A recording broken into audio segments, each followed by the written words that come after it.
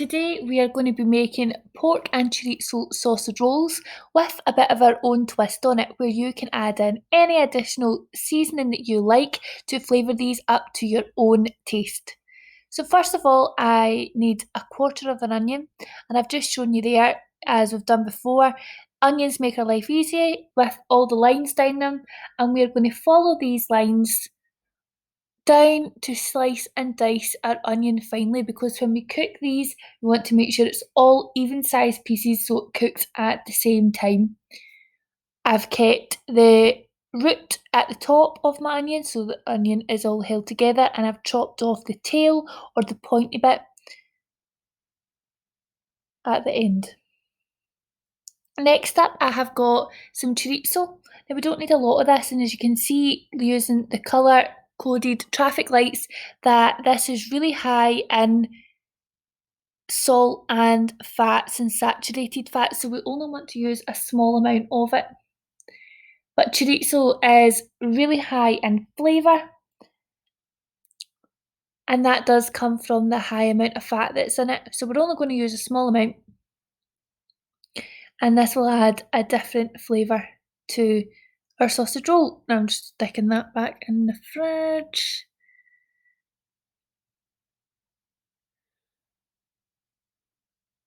And because of the shape of this, it's much easier if we work with flat surfaces on our chopping board. So I'm just going to chop right down the middle, and that gives me two flat edges to work with. And here I'm going to slice long ways and dice short ways to get the same amount as the same thing as my onion, where I want even bite-sized pieces, so that with every bite of our sausage rolls we should get a mixture of ingredients, including the onion and the chorizo. Now I've done these first because we are going to fry these off first to soften the onion and the chorizo. So that's called sauteing, when we add some oil to a pan, which you'll see in a minute. And we need to make sure that the oil is hot before we add the onion and the chorizo. And by doing that, all we have to do is add one little bit of onion in as well. When we see the bubbles forming around it, we know that the oil is hot enough to add in all the ingredients here. By softening these ingredients, we're going to take away almost that bitter taste when we bake our sausage rolls. If we hadn't done this stage first, you'll probably find that the onion is still raw.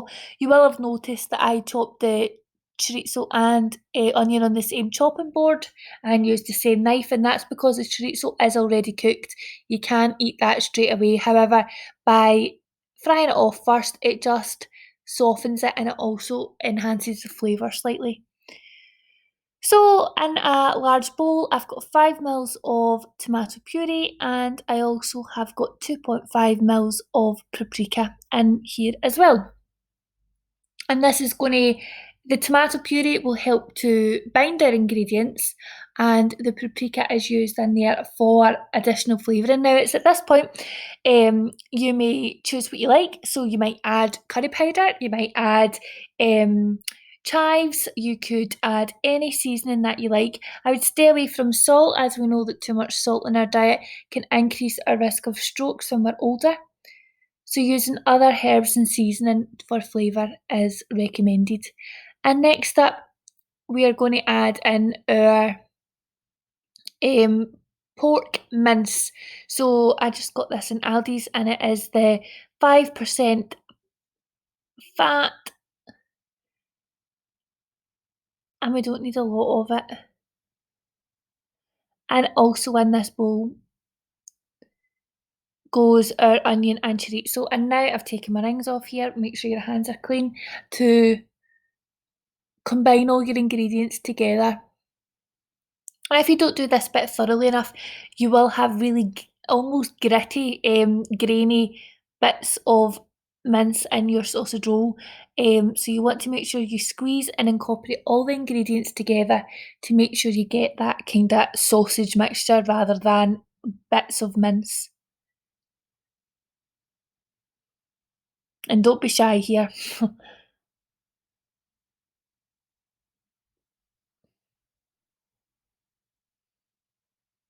Once you are happy with the consistency of your sausage meat, then put that in the fridge until we are ready for it.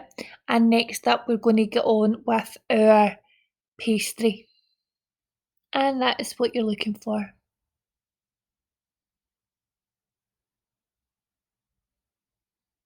Okay, so when you are doing your puff pastry, you can buy this in the supermarket. You always want to make sure that you are lightly flouring the surface and your rolling pin. You don't want to add the flour directly onto the pastry because it will leave a floury taste. And you also, unlike other pastries and things, we don't want to knead this dough because it's full of little layers to get that puff pastry finish that you want in a sausage roll. So don't start rolling this up. You just want to roll it flat. It's already the right consistency that we need. In a cup, I have just cracked an egg, washed my hands after, like I did after I touched the meat, and whisking it up because this becomes almost like our glue that we need later on. Not only that, but the eggs, when they are in the oven, will give the tops of our pastry a golden brown colour. So it acts like a glue to help join our pastry, but also helps to give it colour.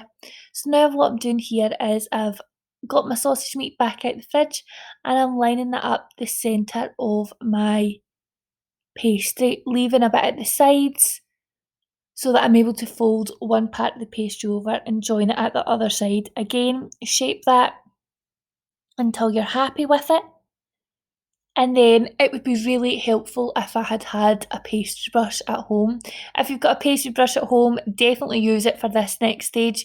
I used a fork. I really should have just used my finger, which I realised towards the end. And you're going to spread the egg along the side of the pastry. Again, like I said, this is going to be like our glue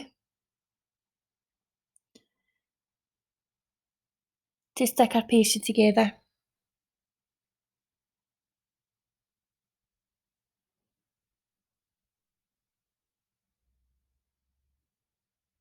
When the egg is heated, it will give a golden brown finish when we brush it over the top, and that will help it make our sausage rolls more attractive and appealing. So, for example, if we were making this for a supermarket or a cafe, appearance is everything, as I've spoken about with the tea cake challenge. We eat with our eyes, and so to add a golden brown colour to make it more appealing is exactly what we would want. Now all I've done here is I've taken my knife and very finely made some markings on the top like you would see in a Greggs sausage roll.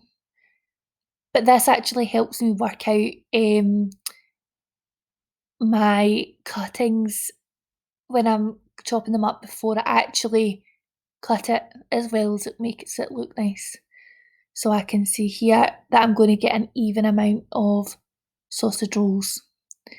Again, we need to make sure that these are all portioned evenly, because if I had really big ones and small ones, then some would cook faster than others and others would be raw in the centre. Now the last stage is, again, I'm just going to use my finger this time and add that egg on the top to make sure that it's golden in colour. That was the easiest way to do it. And these are perfect party foods. Great also, you can eat them cold, so they could go in a lunchbox as well if you were making them for the next day. And I know we're not having parties right now, but one day these will be a great party food when it comes that time. So these go into the oven. I have preheated my oven at 200 degrees and they'll go in for 20 minutes. And to test them for readiness, you will see a clear change in the outside of the pastry. The puff pastry will have puffed and it will be golden brown in colour, as you can see here. and you can see actually where the egg's been, how that's made that really nice and golden brown. And you can cut it down the centre with a knife into the sausage to make sure you're happy that the sausage is cooked all the way through.